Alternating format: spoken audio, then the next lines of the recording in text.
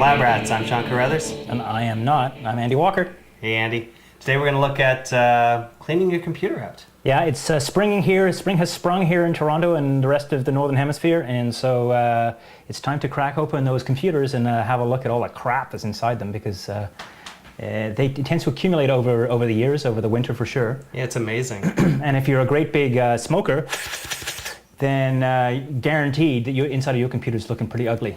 Yeah, I was speaking to a friend recently about his computer. Over a course of just 6 months smoking next to his computer, it looked like there was an ashtray dumped inside that, and the computer was sealed up.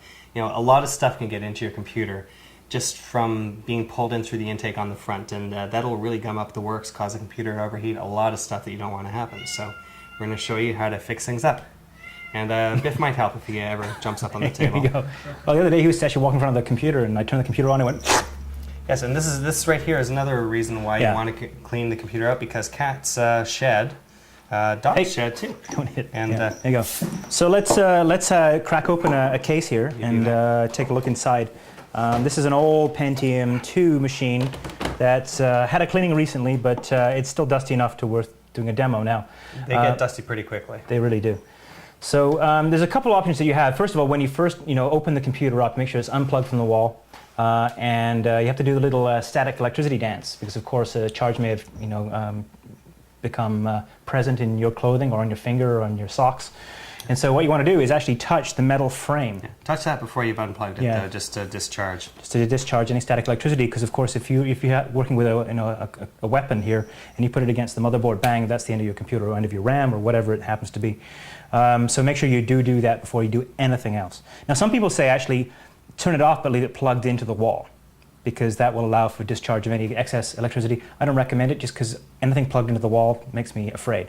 But so do unplug it. You might protect the computer components at the risk of your own body parts. That's right. So the standard cleaning equipment is something called canned air. It runs about $10 at your hardware store or your computer store. And essentially what it does is it's compressed air sitting inside an aerosol can that you can spray your co-host with. Did that hurt? I'm not a huge fan of compressed air, Andy, and it's not just because you just shot me in the face with it. There's a couple of reasons for that. Like when I just got right up in my nostrils here, a good chemical smell out of that. So what's happening is you're actually shooting this gas at your computer. You think it's compressed air, but it's not pure air. And it's propellant in, I guess. There's propellant in there, and what will happen, if anyone's ever used this before, obviously some of you have, you'll notice that if you don't shoot it directly straight, you'll actually get some sort of crunge. I don't know if this will work. Bring out that keyboard. We'll show that. It'll show the relief on there. So we've got this black here. If you're not shooting it directly on there, you can get some really awful see that there, awful the white stuff. Yeah. So this is why I don't like it, first of all. Second of all, if you feel this can here, it's really cold. Oh, it's cold. So if you're going to use compressed air, first of all, shoot it straight. That'll eliminate a lot of that blotching. Yes, right. Like that. Straight? That'll eliminate a lot of the blotching that you get from the junk appearing in. Also, make sure that you let the computer cool off first, because if you've got a computer that's got a really hot CPU, hot hard drive in there, and you hit it with the cold air, then you can cause some real damage to those components. And also, make sure that after you've cleaned it off with that and gotten the components really cold, that you wait before you turn it back on again. Just like that. Now, I'm not a huge fan of it. I know you don't like it at all, and I do. I think it's one of the thing is you have to use it carefully, and you have to keep it moving. It's one of those things that, first of all, if you clean your room, for example, you want to get everything out of the room, move the furniture and clean it thoroughly. Otherwise, there's going to be stuff in the way, because you'll be pushing dirt around under pieces of furniture. And it's the same with a computer. What you want to do is you want to remove your RAM, you want to remove any PCI cards that happen to be there, and anything that happens to be in the way. Now the problem with that, of course, is when you come to reassembly, after you've cleaned the thing, you can cause some problems. You can end up going, hey, it's beeping, how come it's beeping? I don't know what's going on. Yeah, you put that one card in the wrong place and you're out of luck in some cases. But there are a lot of crevices in there, especially when it comes to PCI cards and things like that, so you really want to get in there as much as possible with the canned air. And then again, just be... Just do it back and forth very gently. Look at this. And as straight on as possible. Straight on as possible. And look all the crap that's coming out of here. Yeah, so this was just cleaned recently, and already you can see that it's got a lot of junk coming out of there. Right. Now, what I prefer almost more than the canned air in a lot of cases is a vacuum cleaner and the crevice tool. Right. Now, that's mostly because I love saying crevice tool. It's good for actually really big particulate stuff like that. This won't actually move. So you can clean out the fans around the back and just anything that's really obviously clogging things up. Right, and also actually don't forget the back here. You have a couple of fans. The intakes won't be a place where you get a lot of accumulation of dirt and that sort of thing. Make sure you clean that really well like that. Yeah, and typically on the front of the computer you'll have an intake, and on the back you'll have an outtake, or an output, an exhaust fan. Mm-hmm. And basically it's pulling all of the crap in the air in your house through the computer, right, which is why you have this problem. Right. So moving on to, let's talk a little bit about keyboards too, because of course on a desktop you're going to have a keyboard a lot of the time. Well, you always will have a keyboard, and I don't know about you, but I tend to get a lot of sandwich crumbs and things like that inside the keyboard. One of the very simple things you want to do when you first start out with this is to actually just turn it upside down. And you're going to go like this, and you're going to try to shake out as much materially as humanly possible. Now you can use, this is a good place to use canned air on. Yeah, in this case most of the contacts are pretty good here. You don't have to worry so much about sensitive electronics. There are some in there, but not quite so much. This will take out a lot of cat hair as well, and this little tool can actually, you can actually stick this in between the keys and really blast out a lot of crap that you wouldn't even know was in there. Right. It's good for getting rid of your lunch, for sure. And then mice. Now, of course, these days mice mostly are they're optical mice, which means that they track the desk with a laser that comes out of their belly. But in the event that you have one of these old-style mouses, it's a very good idea not to drop the mouse or drop the canned air on top of it, but to actually blast that little ball.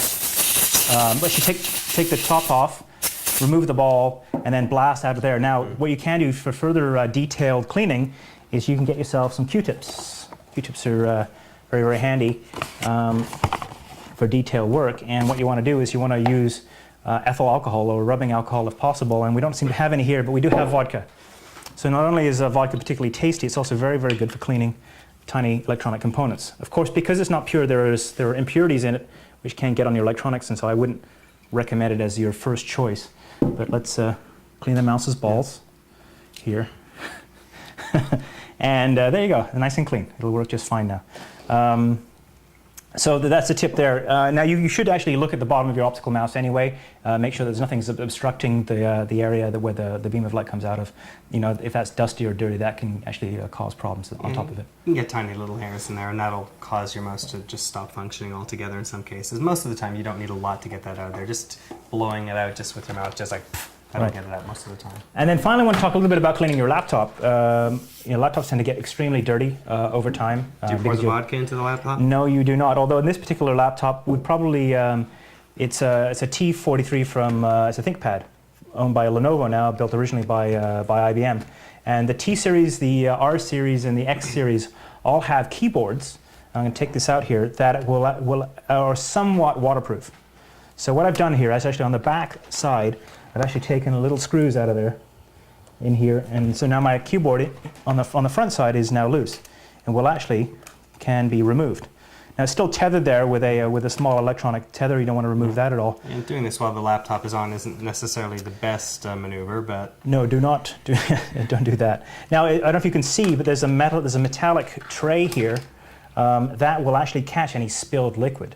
So if you do happen to spill some water, for example, into your keyboard, it has a certain tolerance. I think it's about 3 ounces of water before it will leak all over the place. It's a quarter of a can of Coca-Cola. Is it?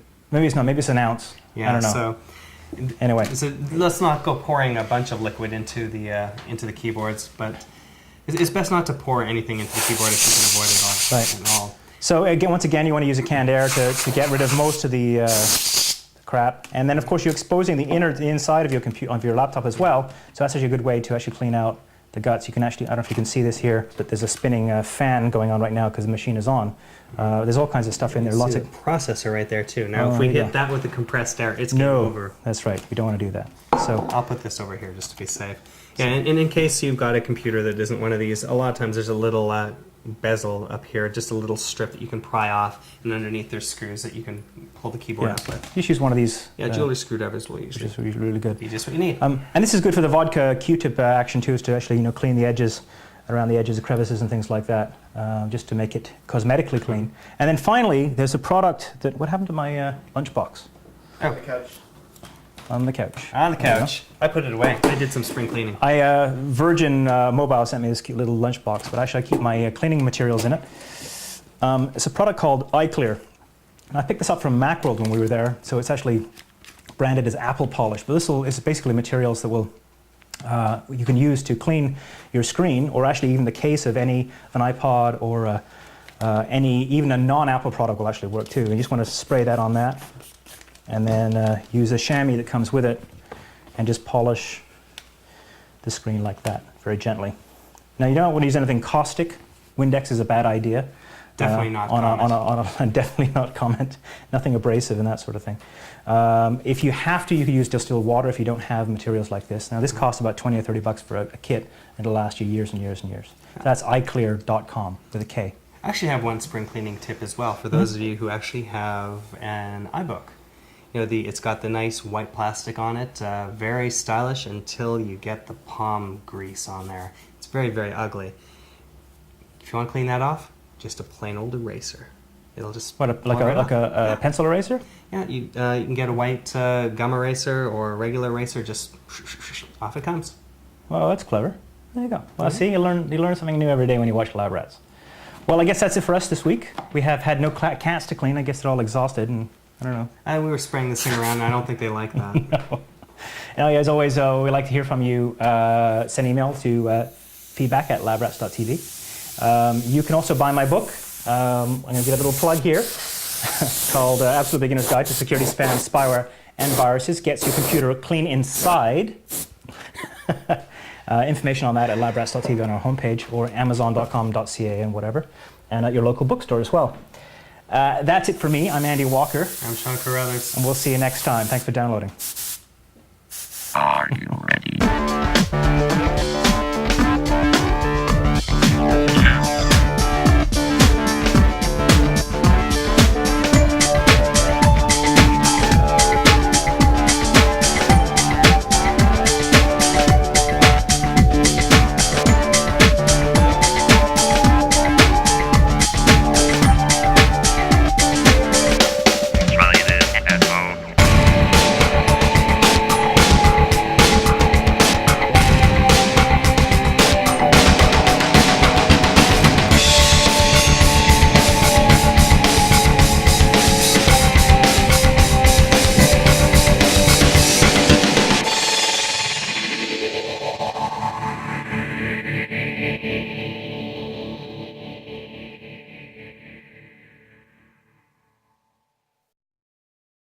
So that's how you clean your computer. Yeah, I know, he's going to blast me. That's it for this week of edition of Lab Rats. I'm going to get air and mop my nostril in a minute, but I'm just going to do this anyway and ignore him. Thanks for tuning in, for downloading. You can email us by sending email to feedback@labrats.tv. Check out our forums at labrats.tv/forums, and send me gel, because Sean's ruining my hairdo. You're looking more like David Hasselhoff every day. Anyway, that's it for us. We'll see you next time. Hey, get it out.